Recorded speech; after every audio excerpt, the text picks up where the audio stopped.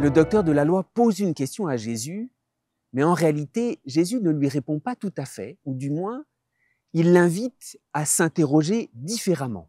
Le docteur de la loi pose la question « Que dois-je faire pour avoir la vie éternelle en héritage ?» Sous-entendu, il y a des choses que je dois faire ici-bas, et si je les ai bien faites, au terme de ma vie, Dieu va me récompenser, il va m'introduire dans le ciel et dans la vie éternelle. D'abord, Jésus commence par l'interroger, et lorsque le docteur de la loi répond, tu aimeras ton Dieu de tout ton cœur, de toute ton âme, et ton prochain comme toi-même, Jésus lui dit, fais ceci, et tu auras la vie. Autrement dit, la question, c'est pas d'être récompensé après cette vie parce que j'ai fait des tas de choses.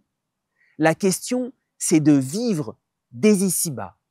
Et d'ailleurs, au dernier jour, lors de notre rencontre avec le Christ, c'est ça la question. C'est pas est-ce que j'ai fait les choses qu'il fallait.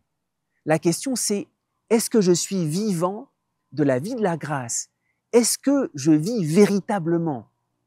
Et tout ce que Jésus lui demande, c'est pour entrer dans la vie. Et ça doit nous faire poser la question différemment. L'amour de Dieu et du prochain, c'est pas pour être récompensé après. C'est pour entrer dans une plénitude de vie dès ici-bas. Et ça doit nous interroger. On refuse peut-être d'aimer parce qu'en fait, on refuse de vivre quelque chose. Il y a des peurs qui nous arrêtent. Jésus ne veut pas nous faire faire quelque chose et après nous dire « est-ce que tu les as bien faites ?» Jésus veut nous libérer. Et quelqu'un qui n'ose pas aimer, qui n'ose pas faire le premier pas, qui n'ose pas se tourner vers son Dieu avec amour, il lui manque de vivre. Alors ce n'est pas un devoir pour avoir la vie éternelle après. Jésus veut nous donner une plénitude de vie dès ici-bas. Et ce que nous devons détecter en entendant cette parabole, c'est tous les lieux où par peur, on refuse d'aimer et on refuse de vivre quelque chose. C'est ça la grande question, mais est-ce qu'il n'y a pas quelque chose en toi, par tes peurs, par ton manque d'audace, par ton manque de grandeur, que tu refuses de vivre?